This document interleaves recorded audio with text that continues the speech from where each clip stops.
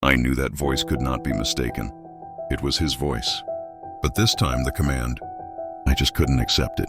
Get up, go to Nineveh. What, Nineveh? A city full of violence and blood. I am Jonah, a prophet of Israel, and he was sending me to proclaim mercy to our enemies?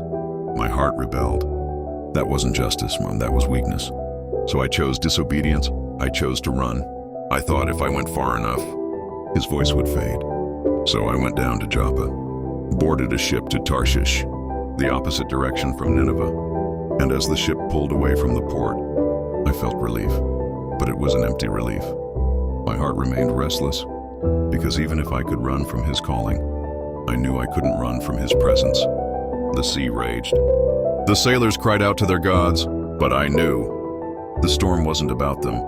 It was because of me. I couldn't pretend anymore. So I stood and said, throw me into the sea, and the storm will stop.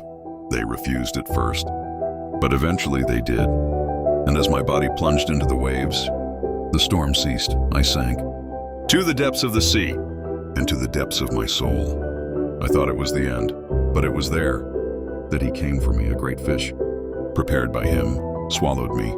I lived inside death. And in that darkest place, I began to pray. I cried out from the very bottom, and he heard me. The waters surrounded me.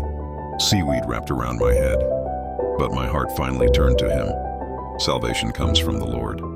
It was not just a phrase. It was my life.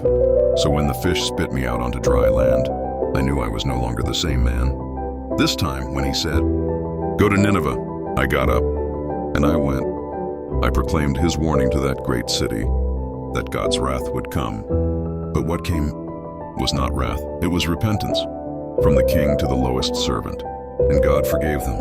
I sat outside the city, waiting for fire, for thunder, but there was none, only a scorching wind, and a plant that grew, then withered. My heart exploded. It's better for me to die than to see this. But once again, he didn't respond with anger. You care about the plant, but not about that great city?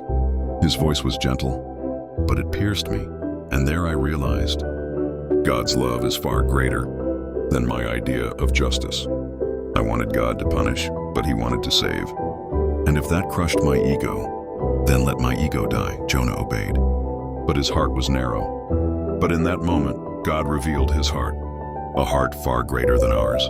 Is your heart big enough to love those you dislike? Will you learn to see the world with the same mercy God sees it with?